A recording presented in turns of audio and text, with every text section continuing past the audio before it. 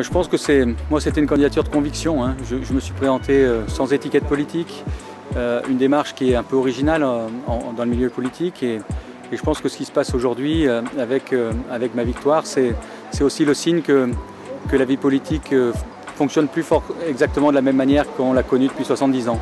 Et que les électeurs qui sont des élus aujourd'hui, donc des gens qui sont impliqués, ont eu aussi envie de montrer qu'ils étaient prêts à faire la politique autrement. Je tiens à dire à tous les grands électeurs que je suis d'ores et déjà, immédiatement, puisque déjà en place, à leur écoute et prête à travailler tout de suite sur les dossiers savoyards, à continuer à les accompagner. En tout cas, vraiment un grand merci à eux de m'avoir renouvelé cette confiance qu'ils m'avaient accordée en 2017.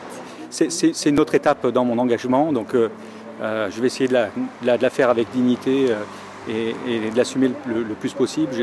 Il y a beaucoup d'élus, de petits élus qui m'ont fait confiance et je ferai en sorte d'être digne de cette confiance. C'est d'abord mon état d'esprit ce soir et après ensuite effectivement faire en sorte que la suite puisse se passer sur mon territoire dans les meilleures conditions parce que voilà, c'est à la fois un grand plaisir pour moi d'être élu ce soir et c'est vrai un déchirement de devoir passer la main. Les premières priorités, ce sera bien sûr tout de suite la nouvelle prise de fonction au Sénat, retourner en commission et puis suivre les dossiers savoyards. Ils sont très nombreux.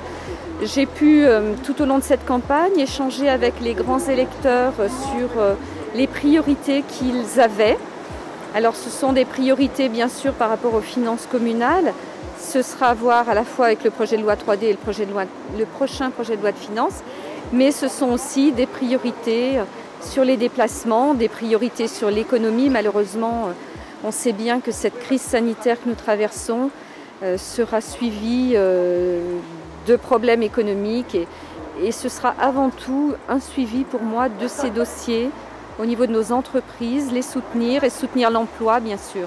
La Savoie s'est donné 2 sénateurs, j'espère vraiment être celui que j'ai été pendant cette campagne, c'est-à-dire effectivement à l'écoute et puis être capable de représenter l'ensemble des Savoyards et la spécificité des territoires qui était un peu mon combat aujourd'hui, c'est de défendre les territoires et leurs spécificités qui sont très fortes en Savoie.